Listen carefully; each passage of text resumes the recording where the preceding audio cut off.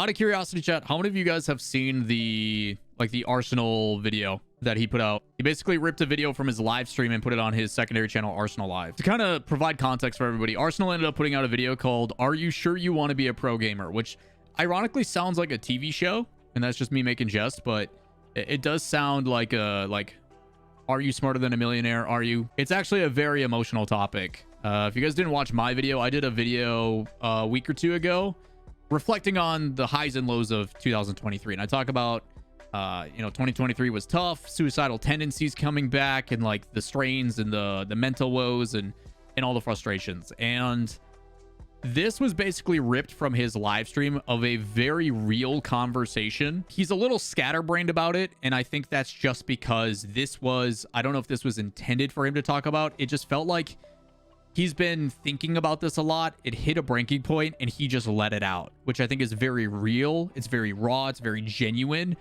And it's clearly a topic that's been weighing on him for a very long time. And I think it's very telling about who Arsenal is as a person for him to express this, because it does come from a very good place of like, hey, I know you are all aspiring. We've got a bunch of young kids that are coming into the space. There's some massive concerns that you guys probably aren't aware of.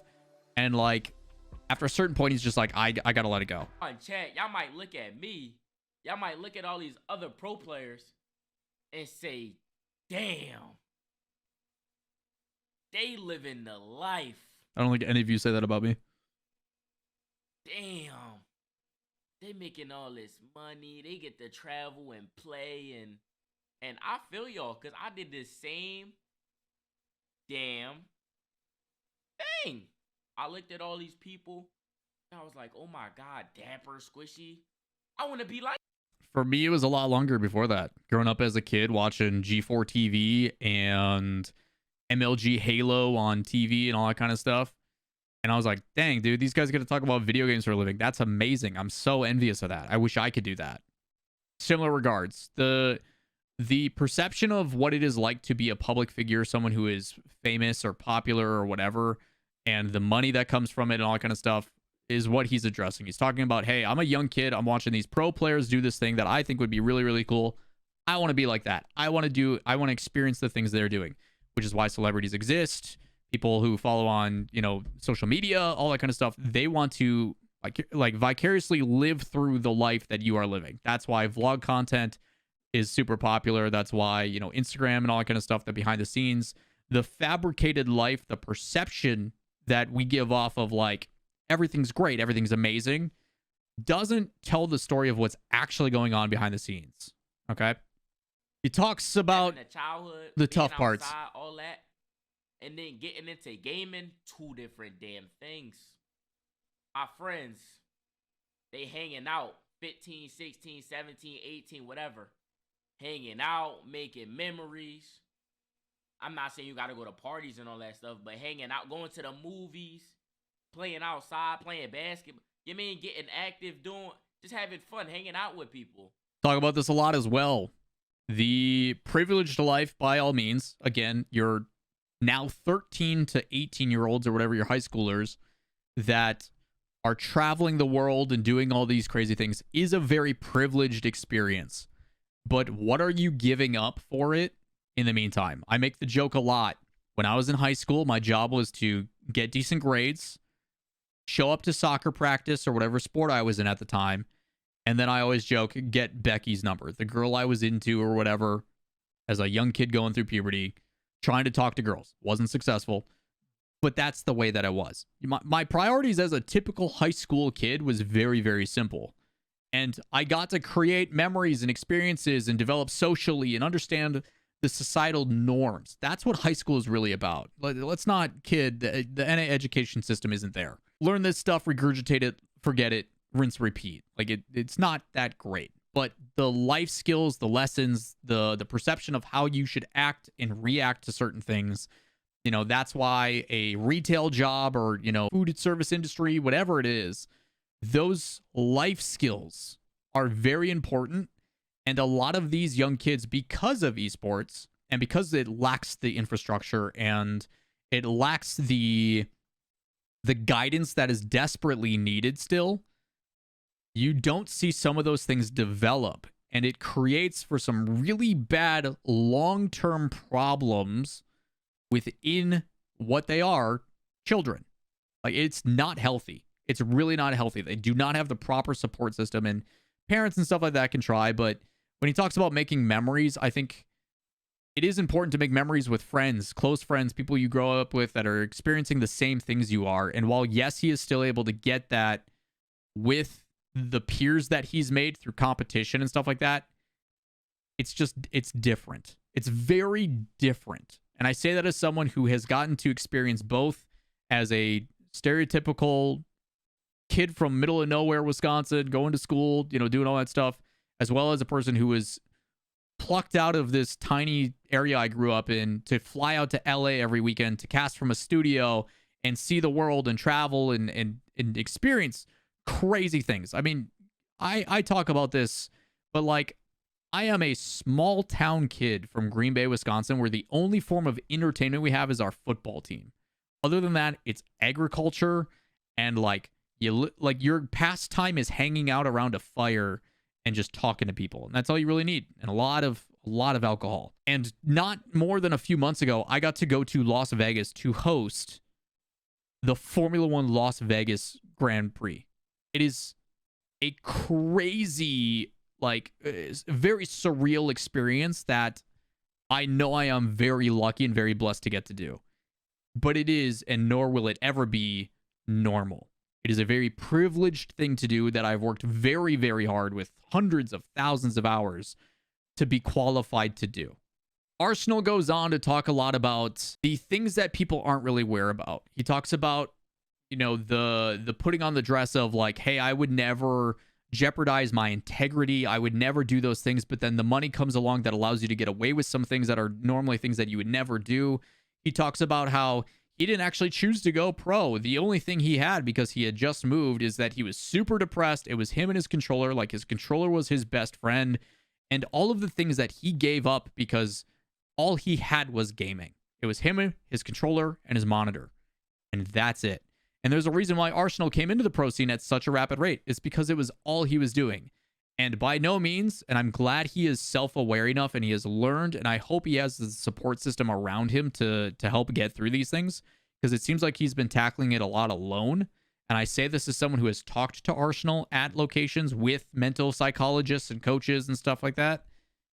But you can tell there's an internal struggle that he's having. And I think my biggest concern is there's multiple parts to it. I don't think he is emotionally equipped to handle this alone. And I think that can be a blanket statement for a lot of players. I don't think a majority of players aren't going to have the mental fortitude or mental capacity or the emotional maturity to handle things in a healthy way. And that's not their fault. Frontal cortex hasn't developed. Players are not supposed to be at the age where they have the self-awareness to be like, I need help. Something's wrong. Because they don't know anything else but what's in front of them, right? Even adults, like is being said in chat, even adults struggle with this stuff. Rightfully so. This conversation, I think a lot stems from him not only going through his own struggles and his own stresses and talking about suicidal thoughts and all that stuff that I've also dealt with, which I've talked about ad nauseum. It is a major concern that is being brought upon furthermore by the fact that the age restriction has dropped down. It is no longer 15, it's now 13, even younger. When I was 13, I was about to enter high school. I started school a year early because of my summer birthday and stuff. So I was 13, barely 14. I was one of the youngest kids in my class. I think I was the second or third youngest in my class. And it made a difference. And I can't imagine going through stuff like that while also being like, hey, travel the world, sign a legally binding document, be responsible for competing at the highest level in the world. And like, yeah, like you want to be doing well in class against your 30 peers, but like he's having to do this against the entirety of the world of people that are trying to compete in this game. You're like Rocket League statistically, they said was like 92 million for a player base. And that's unique users. Obviously it's not concurrent or active players at the time, but like the amount of stress and struggle it goes to be a top level athlete and to do it at that age, of course it's going to come with some emotional baggage or some things that you're not well equipped enough to handle. And that gets further exemplified when you don't have coaches, orgs, managers, whatever, properly taking that stuff into account. Whether it be through finances. They can't justify bringing in the right staff. Two, they just don't care. A lot of them do tend to take advantage of some people, but like, I think there is massive concerns about these young players, and I think I'm very happy that Arsenal is speaking up. He has a platform. He talks about when he was at the height of his fame, when he was the best financially off, when more people were talking and recognizing it, is when he was his most miserable.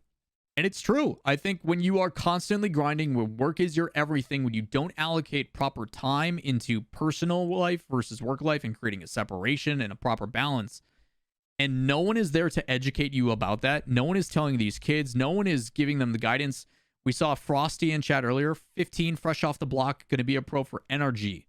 The amount of weight that comes from that NRG fan base, the scrutiny that he's going to deal with if they don't perform well, because he's with the likes of Garrett, who is one of the most well-known players in the world when it comes to this game, because he's been doing it since day one, who also went through the growing pains of the RLCS.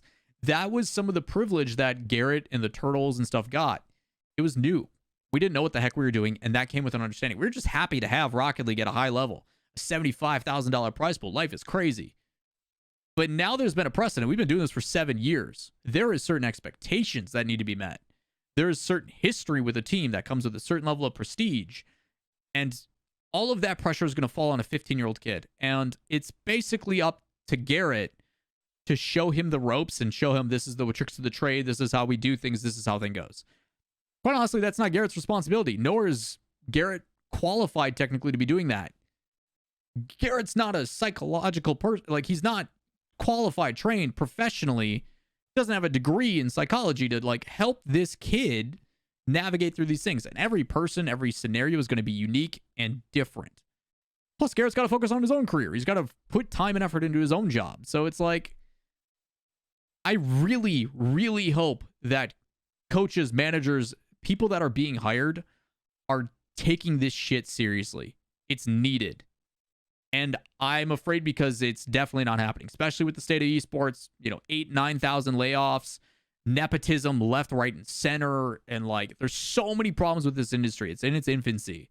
And yes, it's going through some scary things and very much so needed things. And hopefully we start to see this transition as we learn from our mistakes. But everything Arsenal is talking about is so relevant and becoming even more relevant with the younger and younger players coming in, and it is major cause for concern. We've made comparisons 4 or 5 years ago about child actors and the issues. Like, people don't realize how much that stuff affects you at a young age and how it shapes you moving forward. And when you are exposed to certain scenarios that are unique, that are different, it can make you ostracized from other societal things, and then you don't have the perception of like, why is this different? Why is it not like this? The way you talk, speak, act towards people, like, it makes a difference. So I am proud of Arsenal speaking up and sharing his experiences. And yes, I've heard people be like, yeah, it's all over the place. It's really, the guy's speaking from the heart. He is very genuine in this. I don't think he intended to just go on a tangent about this and really just be like, hey, this is a thing I'm talking about. But you can tell he's battling some inner demons about what is going on and the things that he's been trying to deal with and get better about. And I've said that to him as well. You can tell that he is trying to do things proactively to, you can see the almost cries for help on Twitter where he's like, hey, does anybody have any meditation stuff that they recommend? Does anybody have, like, he is pushing information out into the ethos and being like, please someone respond and give me an answer because I need help. I can only DM him so many times and be like, hey man, if you need to talk, I'm here. If you need something, I'm here. You got people here. I hope he, whatever team he ends up on, rumors right now are like Dignitas. I hope Dig takes appropriate precaution and provides mental health support and psychologists and mentalists that can help these people go through the woes that is being a high level competitive player. Like, it's scary, man. It's really scary seeing what could happen when the appropriate precautions are not put into place. And I think esports is fantastic. Just gaming in particular, it gave me a place where I felt I belonged. I didn't get along with people in the same way, the creative gene and all that kind of stuff, or the competitive side of things. Like, it provided me some things that weren't going to be possible if it wasn't for it. And as the #1 source of media consumed in the world right now, like, it is an outlet that is life-saving for a lot of people. And I say that as someone who it affected personally. I'm hoping that organizations realize that it is worth the money to have someone like that on staff, on payroll to help out.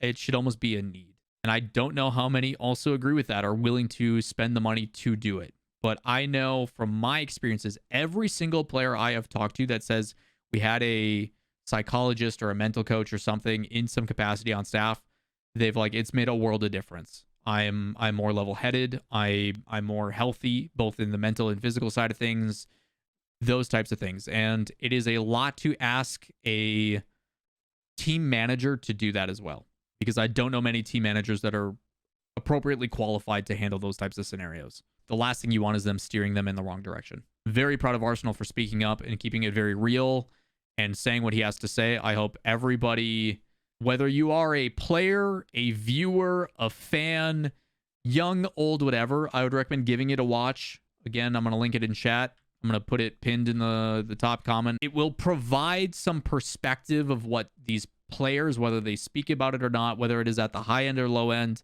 whether it is about the severity or, you know, some people manage it better than others. But it is definitely some of the things that these people go through that on the surface level, people aren't going to understand. When I was getting into casting, I gave up my social life, forfeited it, because I didn't want work ethic to be the reason why I didn't get hired for the RLCS as a caster. And I got, you know, I worked hard. I worked really hard to get an opportunity, put my time and effort, but at what cost? You know, what things did I give up?